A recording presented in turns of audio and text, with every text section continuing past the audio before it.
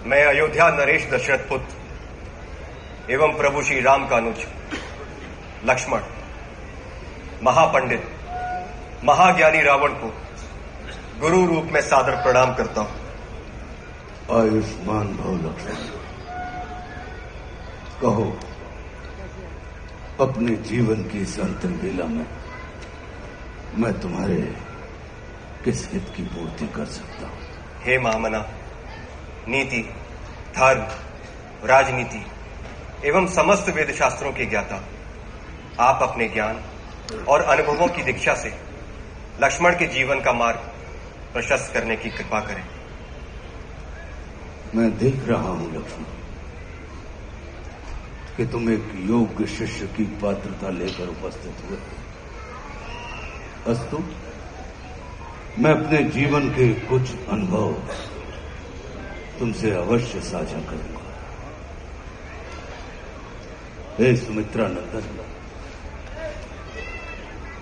अहंकार चाहे सत्ता का हो या सौंदर्य का, शक्ति का हो या भक्ति का, धन का हो या धर्म का, वो बड़े से बड़े विश्व विजेता को नष्ट कर देता है। इसका प्रत्यक्ष उदाहरण ये त्रिलोक विजेता, विद्या विशारद, महापंडित रावण है। अहंकार में तीनों गए, कुल, गौरव और वंश। ना मानो तो देख लो इस रावण का अंत। लक्ष्मण, रावण को अपने ज्ञान का अहंकार था और तुम्हारे भाई राम को अहंकार का ज्ञान था। लक्ष्मण, जीवन में सफल होने के लिए शत्रु दृष्टि और मित्र दृष्टि का भेद आना अनिवार्य है। मित्रता भले ही अपने समतुल्य या अपने से निम्न स्तर के व्यक्ति के साथ कर लेना, किंतु शत्रुता सदैव अपने से योग्य व्यक्ति के साथ ही ठानना। क्योंकि ये जगत हमारे व्यक्तित्व का आकलन हमारे मित्रों को देखकर नहीं, हमारे शत्रुओं को देखकर लगाता है। जितना बड़ा और गरिमापूर्ण हमारा शत्रु होता है, उतने ही बड़े और गरिमापूर्ण की ख्याति को हम प्राप्त होते हैं। देखो ना, इस जगत ने जो कुछ राम से जुड़कर प्राप्त नहीं किया, उसे रावण ने राम से लड़कर प्राप्त कर लिया। लक्ष्मण,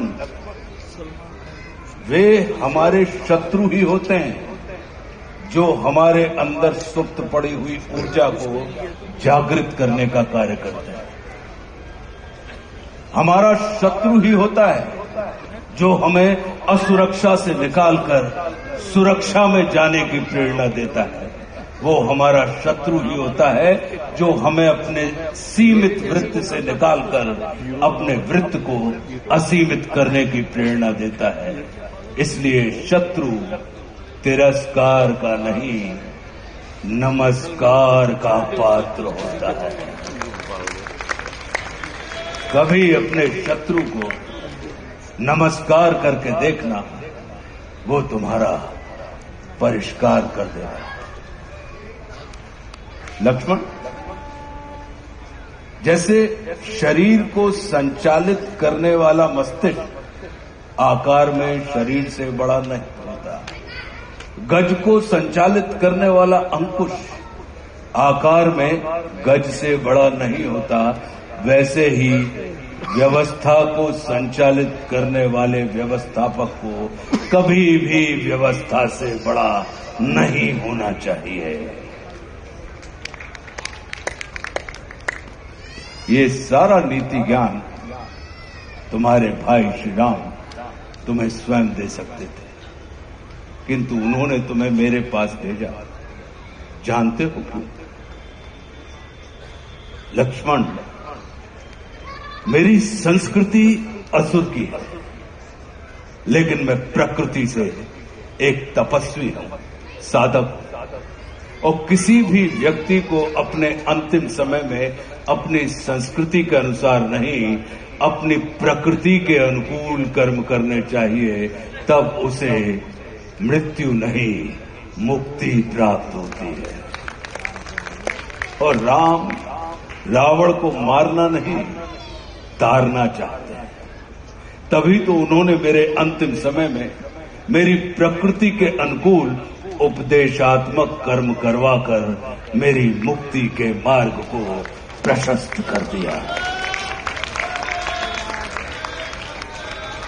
आने वाले समय में ये जगत कहेगा कि त्रिलोक विजेता, विद्या विशारद, महापंडित रावण की पराजय का एकमात्र कारण है कि उसके पास लक्ष्मण जैसा भाई नहीं था।